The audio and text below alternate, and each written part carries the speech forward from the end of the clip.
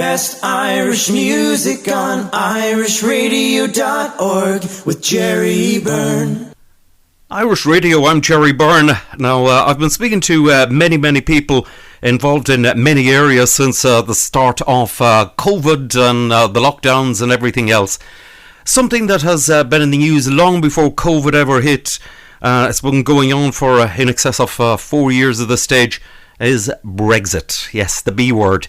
Now, there's a very active number of people involved in a group called Border Communities Against Brexit. And these are the people whom, if you're over in Ireland, you go across the border, you will see their huge signs noted in yellow and black. And you'll see all of their various signs. They've proven to be a very influential group, and I'm delighted to be joined by one of them, Tom Murray. Tom, how are you? I'm grand, thank you. How are you? Not bad at all. Tom, listen, lovely to talk to you. Tell me this: how did Border Communities Against Brexit start? I guess it started almost out of fear, almost in one way, in that when Britain voted to leave the EU in the first Brexit referendum, a group of us who live in border communities recognised the difficulties for the island of Ireland, the potential for difficulties for the peace process. We also recognised, especially the guys who lived in the north, it was more acute for them, that the people in the 6 counties of the north of Ireland had voted to stay in Europe predominantly, and that they saw a challenge to their democratic rights and expressions. And we just came together through like-mindedness through that, and that we thought by running a campaign that we may be able to have some influence on the Brexit process. Right. Now, you certainly have made a major impact. I mean, you've got a huge Facebook, for example, on Facebook, you've got a huge following. And you've also, you've held many sort of high-profile, things and stunts along the border and stuff like that, which got a lot of viewing. One of them was, I believe it was a wall, and you had various, the wall being knocked down on the border and this type of thing.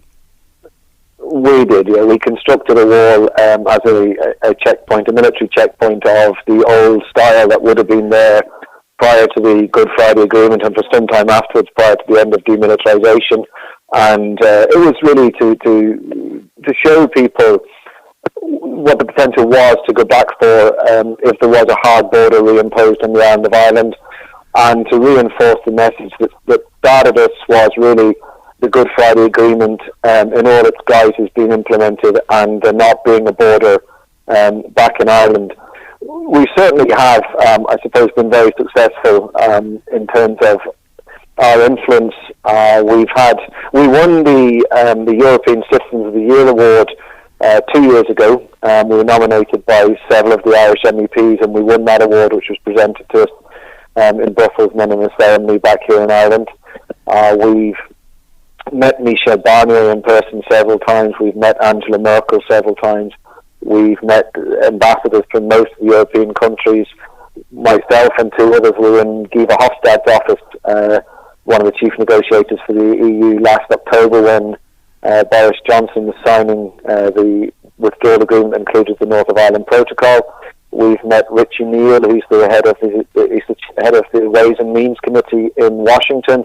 I've met him twice myself on the border. We've met Nancy Pelosi, the head of the Democratic Congress in America. I suppose what happened was when Europe became awakened to the threat that Brexit produced to the Good Friday Agreement and its potential for an impact on the peace process, a lot of doors were open to us, and we were able to push them and make a lot of connections. I would say that along with other people, including several of the Irish MEPs, we did bring a strong message to Brussels about the reality of what Brexit meant and what a border would mean in this part of Europe, and certainly on the island of Ireland, because not everybody in Europe fully understood that. There are obviously parts of Europe that sit on the eastern fringe of Europe that have borders with non-EU countries, but they don't have the same historical problems as that we had in this country, and they don't have something as successful as the Irish peace process and the Good Friday Agreement. And I think one of the things that resonated with Europe the most was that the EU is actually at its foundation a peace project that was established after the Second World War to bring peace to the nations of Europe, and therefore having a peace process as successful and as lauded throughout the world as the Irish peace process was, and being one of the guarantors of that, and then seeing that that could be damaged or threatened in some way by Brexit, Europe took that to heart and took that message. So we have a lot of friends in Europe, and we've had a lot of doors open to us, which has been in no small part, I imagine, by the work done by some of our committee, in particular Damien McGinnity and Declan Farron, who seem to work almost full-time on this. But everybody involved is passionate about our view on the Irish peace process and making sure that there's no such thing as a good Brexit, but trying to make sure that we have the best possible outcome of Brexit for everybody on the island of Ireland. Right. Now, I'm sure you must be viewing in horror the latest situation, because you've seen the deal which the British government signed less than a year ago, on that particular withdrawal agreement. And I mean, you must be watching in sheer horror at the moment, whereby the same British government is actually trying to change, and have actually accepted and stood in the British House of Commons and said that they were actually going to break international law. Yeah, I think if we go back to last October, you referenced, the withdrawal agreement with the North of Ireland Protocol, and it gave us all some optimism, and we kind of thought, okay, at least that guarantees that there won't be a physical infrastructure border in Ireland, that there will be free movement of goods and people across the island of Ireland, and that it will also allow the North of Ireland unfettered access to the British market, which kind of put the North of Ireland in a unique position of being central to two markets. I thought that's great. And then we saw the vote on the Internal Markets Bill, which, threatens an international signed treaty. And I suppose I was watching it almost in horror and disbelief, thinking that a sovereign state was about to bring an act through its own parliament to break an international agreement that it had signed up to itself. I still find that very difficult to fathom, and then to actually admit we're only breaking international law a small bit, and in a very specific way, almost makes it sound like it's grand to break the law as long as you only do it a little bit and you do it in a very, very specific mechanism. Which I think that Britain probably has damaged its own reputation internationally because of that as well.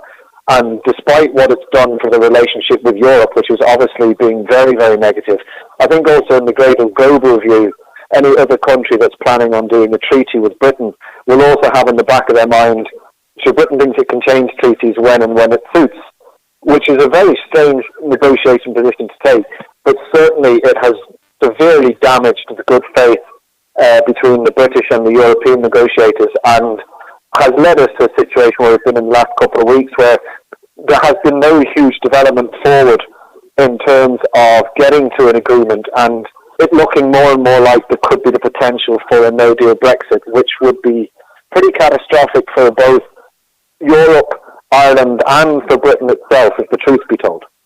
Yes, but I mean, it would seem more that am I correct in saying it would seem more that Europe is a huge. I mean, it's the largest trading bloc in the world, and there's another 27 countries in there. I mean, you would imagine that Britain will be far greater in the long term impacted than the EU will be. Absolutely, I think that. I think any economist would say, of course, as Britain is losing its membership of a Premier League club to relegate itself to non-league status, to me, the whole idea of Brexit is crazy. And I think trying to make themselves believe that they will somehow be better as a sovereign state outside Europe than a sovereign state in Europe, it makes no sense whatsoever. And I do think in the long run, yes, Britain is damaging a trading relationship with what would potentially be, as you say, one of the largest trading blocs in the world. And Britain is turning its back on the trading relationship with that group. And it's also geographically the closest trading partner to Britain. And it's turning its back on that as well. I honestly can't see why anybody would want to vote for Brexit. But it is what's happened. As they say, we are where we are. What we have to hope now is that there's some movement that allows it still to produce a deal. But this process of almost brinkmanship that Britain is playing at the minute, I don't think benefits anybody. Having said that, 1 minute they're saying they're walking away by October the 15th and no further negotiations, and then there'll be a tweet from either Frost or Gove saying, well, the door's still open. Maybe we can still have talks. So they're almost playing brinkmanship, but not in a very effective way either. And I can't really see the thinking behind where Britain's going with this. Europe has conceded and moved on a lot of points that Britain requested. And I think at this stage the British government probably needs to take a serious look at the consequences of the negotiation pattern that they're taking. Actually, it's interesting, Tom, some of the things that have happened in Ireland, they have updated the ports and of Dublin and Cork, and they're now able to take super tankers, meaning that traffic and lorries will be going direct into Europe from Ireland. Yeah, I think that's definitely the case. Look, in the beginning we talked about the land bridge, and the land bridge being used to obviously go through Britain to get to Europe and vice versa between Ireland. And in an ideal world where the customs situation was in place and where the infrastructure was in place to allow that to work, we might be able to see that land bridge work. At the minute, I don't have any great faith in the land bridge. I also think it would be hugely unfair on British industry, actually, to see European trucks and Irish trucks bypassing them through Kent to get on the ferry to go to France, while British lorries had to sit there and go through hours and hours and hours, potentially days of customs in line, waiting in line.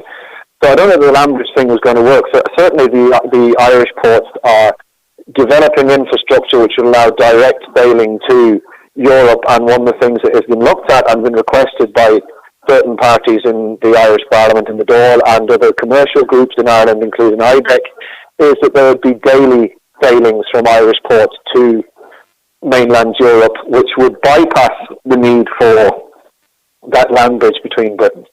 Yes.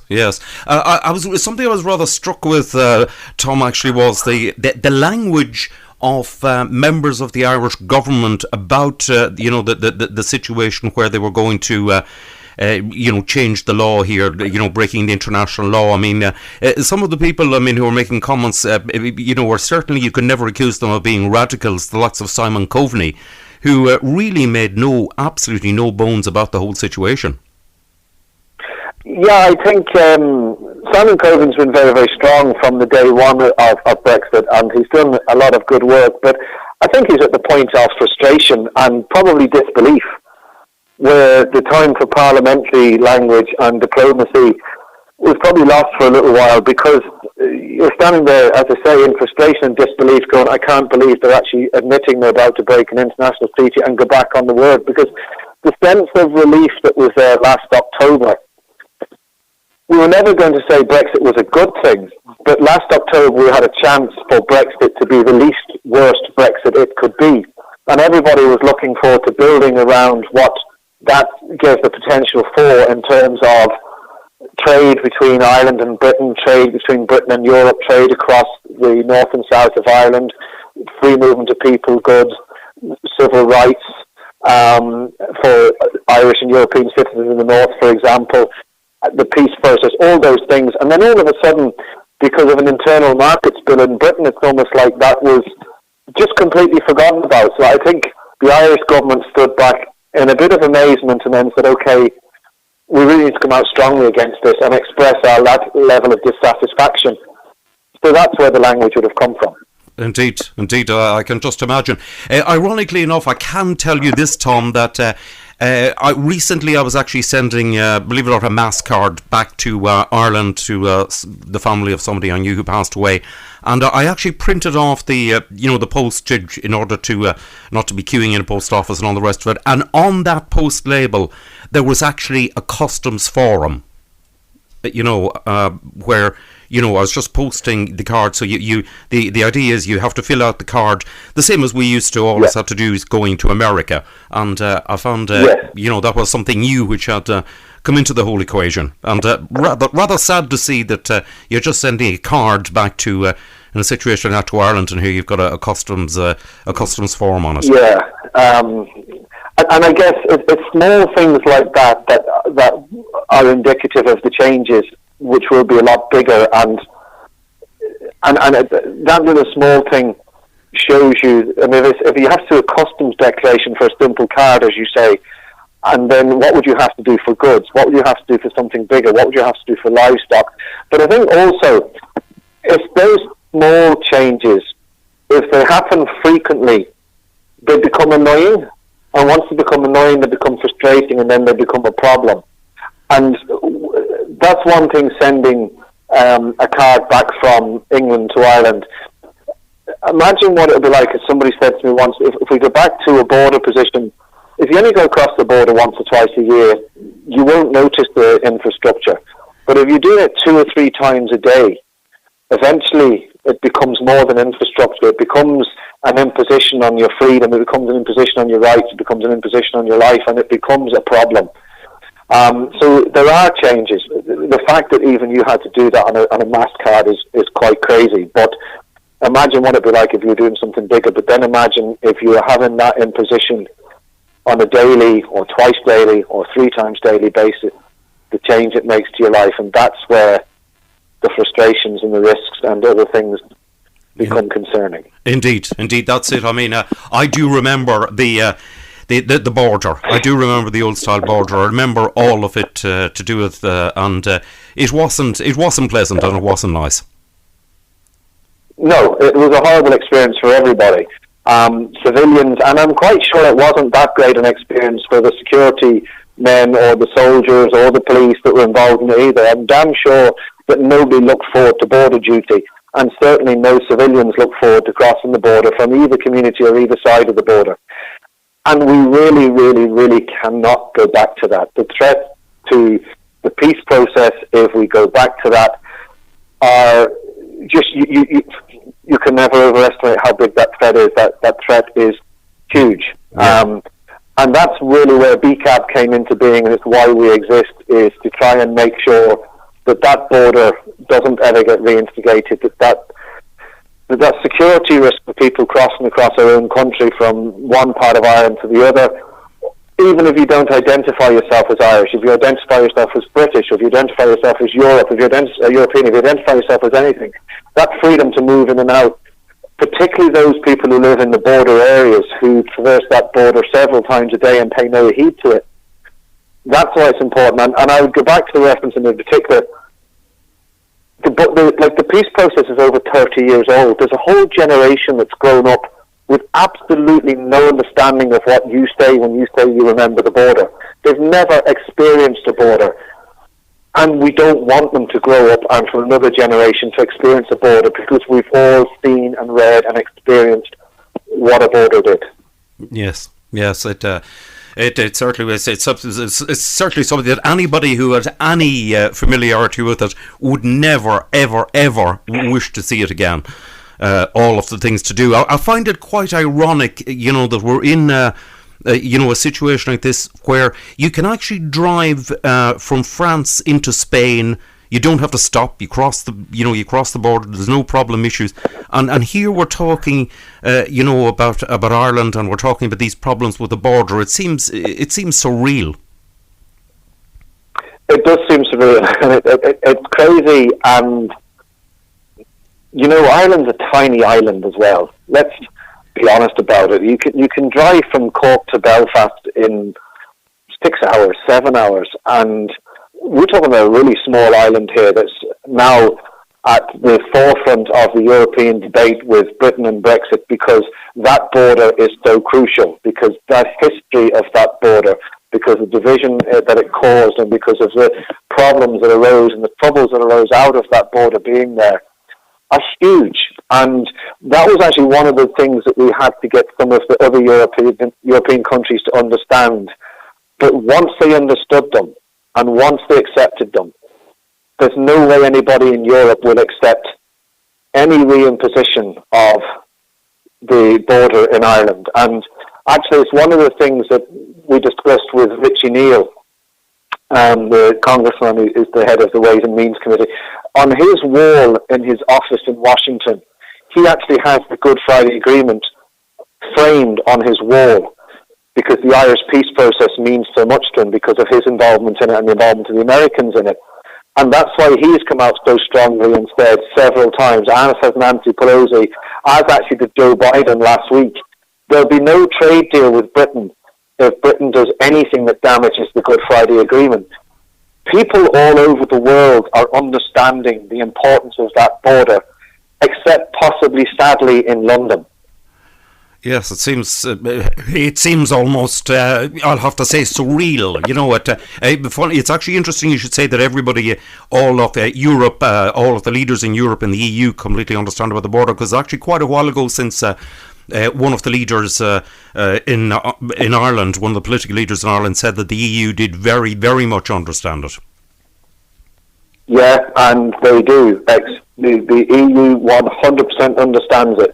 I don't think they did at the very, very start of the process, but they were really quick to learn it, and once they learned it, they really strongly support the position that there cannot be a reimposition of the border on this island. Yes. The rather, you mentioned, Tom, there about the how when the EU started as a peace agreement after the Second World War. The one particular gentleman who stood up after the war and said, that we cannot have this again in Europe, as in a war like that. And he actually made the statement about a United States of Europe, and that was Winston Churchill. Yes. Absolutely, yeah. Winston Churchill was very, very strong that we can never have a war in Europe again because he witnessed at first hand the devastation of that. Margaret Thatcher was strangely, even though Boris Johnson sometimes likes to quote her, he forgets that she was quite strongly European in her day as well. There's been many Conservative leaders who were very, very pro-European and understood the importance of the European Union and understood the importance of the commerce and the trade, and more importantly, the peace and the stability and the normalizations of relationships without borders and competing states. And that's the fundamental thing that seems to have been lost on the current Brexiteer government in London. Yes, indeed. I mean, we're coming crucially near to the end of the transfer year, sort of at the end of this year, and it's certainly not looking that there's going to be any agreement at the moment. No, it looks very unlikely that there's going to be agreement. And even if there was agreement, I'm not sure how quickly they could put the infrastructure in place that would be required by that agreement. Having said that, as I said at the beginning of the interview, yes, Britain says no more talks unless there's significant movement, unless the EU changes its mind and changes its tactics, and Britain demands all these changes, or they'll walk away from the talks, and then an hour or two later, it's almost like there's a tweet saying, by the way, the door's still ajar, maybe we'll have a little chat. There's been a re-intensification of talks. Michel Barnier has said that he's prepared to have talks this week and next week, which includes the legal text, which is something that the British government had demanded, that the EU had initially said no to, because once they move to the legal text, you start losing the larger scale things and you start getting into the minutiae of the deal without having agreed some of the larger things like fishing, like civil rights, like human rights, like the Irish question, and like the fair playing field. All things which Europe was very strong on. Europe hasn't given up on those yet, but it has said, we will do whatever is required to have talks.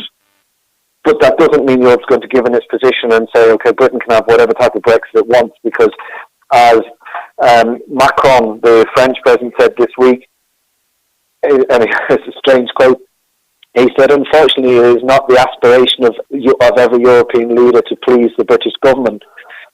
There are certain things that are removable for Europe, of course, just as I'm sure there are certain things that are removable for Britain. The most important thing is that they continue to talk at present. Nobody wants to see a no-deal Brexit.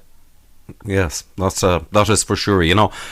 All we can do is sort of wait and see. And I must say, Tom, it's been fascinating to speak to you. And you guys certainly have been talking in all the right places, and certainly putting forward the case of for the border communities against Brexit. That's been lovely to speak to you, Tom. Thank you indeed. It's been very enjoyable speaking to you too. Anytime.